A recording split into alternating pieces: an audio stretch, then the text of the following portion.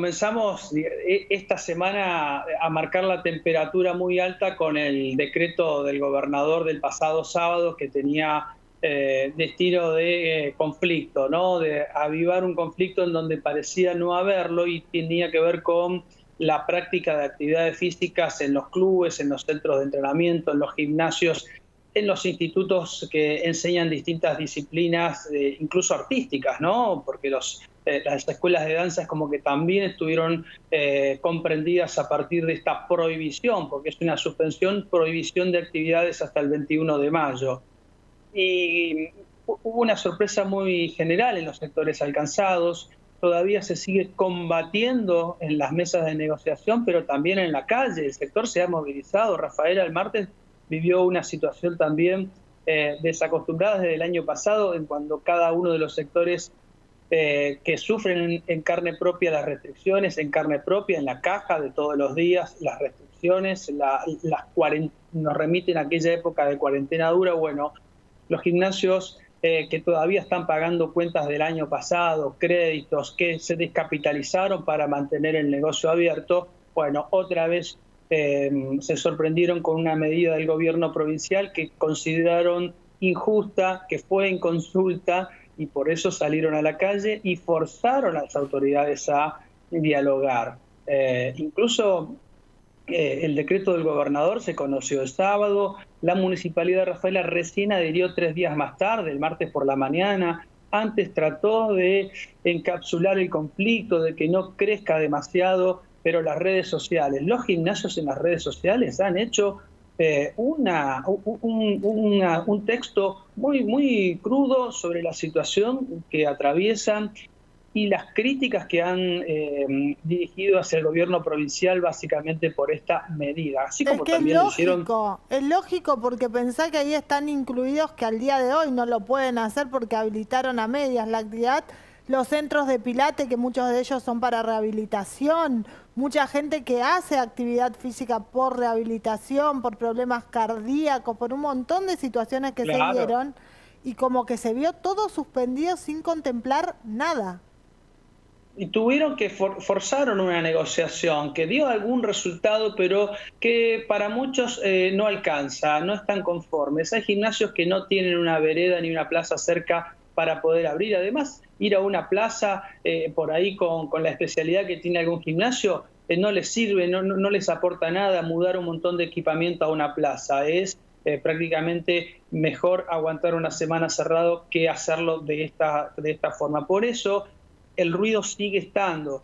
Escuchábamos recién en la entrevista que difundiste recién que se valoró el diálogo, la disposición de los funcionarios municipales para encontrar una salida que entonces a algunos los deja un poquito más felices y a otros no, los deja muy enojados, y por eso se entiende la convocatoria para este sábado a las 2 de la tarde en el centro de la ciudad, en la Plaza 25 de Mayo, con una jornada abierta, una protesta de los Gimnasios Unidos de Rafaela, a la que hoy se adhirieron los gastronómicos o algunos locales gastronómicos que tampoco la están pasando bien. Y que el lunes ya y que el lunes ya anunciaron a las 11 de la mañana frente al municipio una protesta.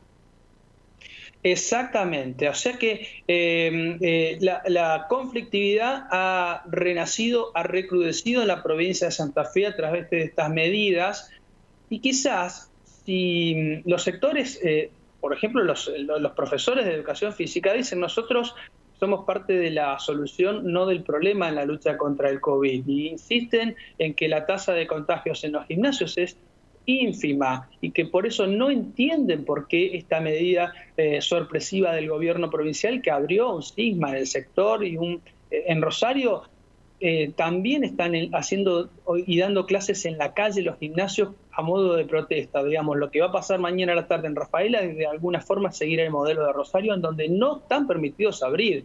Aquí por lo menos encontraron una salida alternativa. En Rosario todavía se mantiene, pero claro, Rosario no tiene camas prácticamente disponibles en el sector público para internación COVID.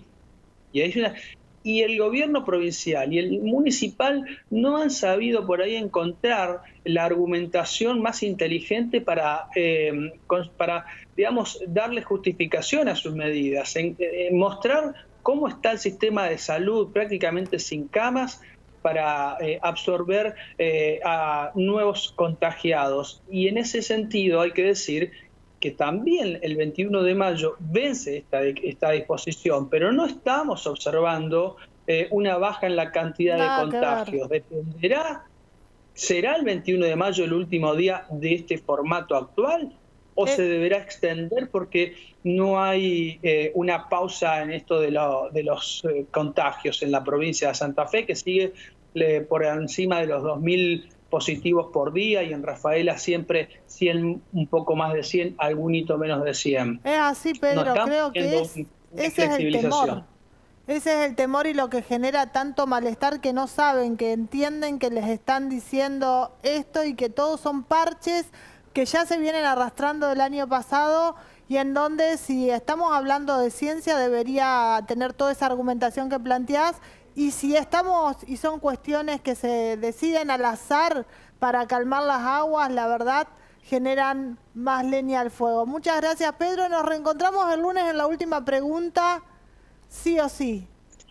Así, sí o sí, ahí vamos a estar, si los planetas están alineados, con un ministro muy importante del gabinete provincial, que es rafaelino. Ya están todos los datos prácticamente dados. Hay 2 rafaelinos que forman parte del gabinete provincial. Uno de ellos lo vamos a tener en el piso de la última pregunta, Sole.